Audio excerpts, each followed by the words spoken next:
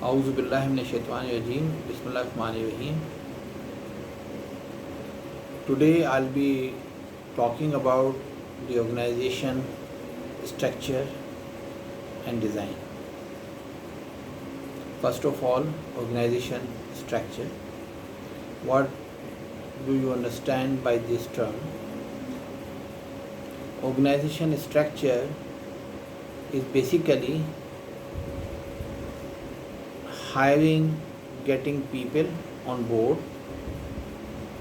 and developing the hierarchy, developing the structure for these people to work as a team and achieve the targets. For example, to run a company business, you need say 10 people. Then you have to decide who will be the person in charge of all the operations, right? And then you call it the chief executive officer. That is one who will lead the organization. And for example, now you need one HR department and you want the HR department should deal with all the matters related to recruitment, people management and others. And then you need one person who could lead and manage your financial matters, that is manager finance. And third, you need, if it's a distribution, for example distribution company, then you need one distribution manager who can operate and run the operations of the company providing distribution services. So initially you have one person at the top, three peoples, one HR, one finance and one operations in the first front line. And then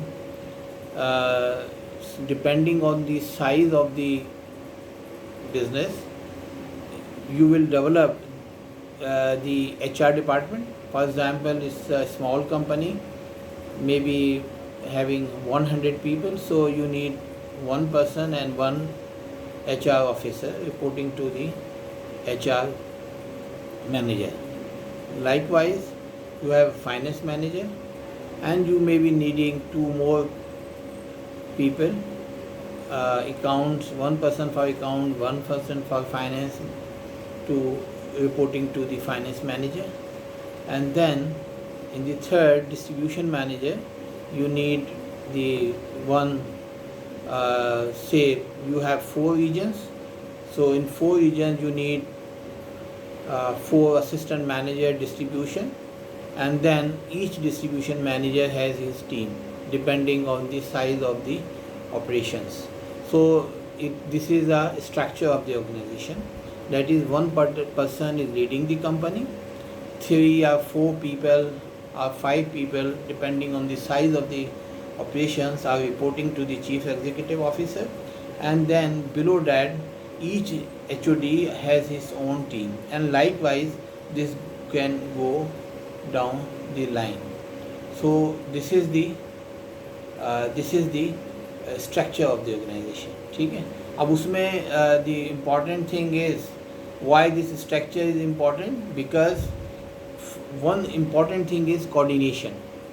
We need structure for coordination, because everyone should know who is making decisions, granting approvals and leading the company. That is one person, that is CEO.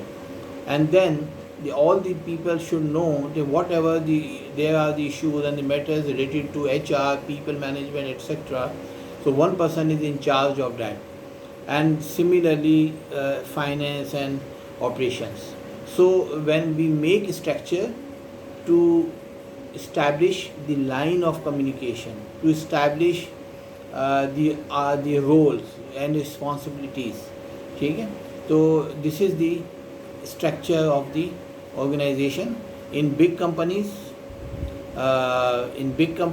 they have the big structures, for example, one company where 1000 people are working, and then in that case the layers may be more than 3, 4, 5.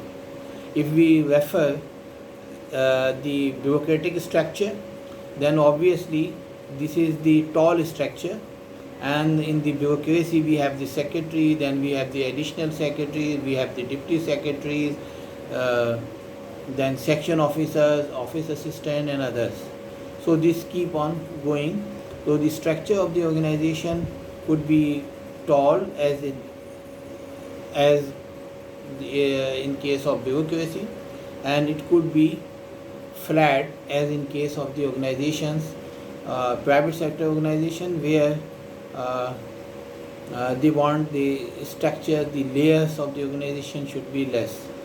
One thing that is important in the structure of the organization is that the layers between the top and the bottom should be minimal. If you will increase the number of layers, that means you will increase the distance between the doers and the policy makers. And in the modern organizations, where the organizations are moving fast, businesses are moving fast, and the time become very important. So when the structure is tall, it means that the processes may be delayed, and it's not viable. So currently the world is changing, and it's preferred that we should have the flat structure. However, depending on the size of the business, depending on the nature and financial controls and other risk controls, at certain level we need to put levels. So this is the structure of the organization. The example of the structure of the organization would be the organogram. You can refer the organogram of your organization, where the one is a CEO, and then department directors, and then department heads, and then people around down the line. So at this point I would like you to go back to your organization where you are working and ask or refer that what is the organogram of the company, and then the organogram of the company, of your company, where CEO and HODs are ahead, and then you can have the organogram for your own department and your section.